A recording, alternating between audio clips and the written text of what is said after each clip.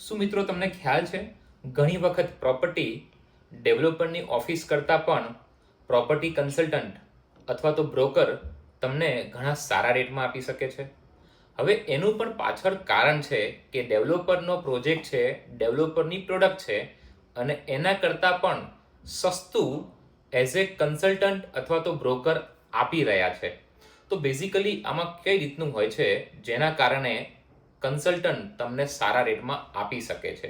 જ્યારે પણ project launch થયો નથી એની પહેલાં એઝ અ ઇન્વેસ્ટર ઘણા પ્રોપર્ટી કન્સલ્ટન્ટ અથવા તો બ્રોકર નંબર ઓફ યુનિટ એટલે કે નંબર ઓફ એપાર્ટમેન્ટ, ફ્લેટ અથવા તો કોમર્શિયલ એ પરચેસ કરી લેતા હોય છે એક્સ પેમેન્ટ આપીને.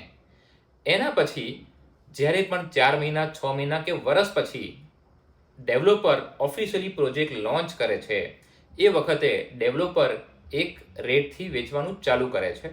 બટ જે ઇન્વેસ્ટર છે, જે કન્સલ્ટન્ટે બલ્કમાં પહેલા પ્રોજેક્ટ લઈ લીધા છે એમનો રેટ નીચો હતો.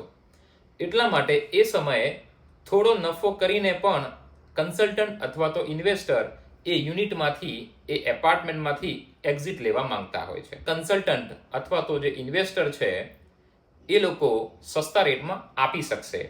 એટલે ઘણા વખતે તમે ડેવલપર પાસે જાઓ એની પહેલાં તમે સારા કન્સલ્ટન્ટ હોય છે જે લોકો બલ્ક બાઇંગ કરતા હોય છે એમની પાસે પણ અમુક ઇન્વેન્ટરી હોય છે જેમાંથી તમને મોટો ફાયદો મળી શકે છે. જય હિન્દ.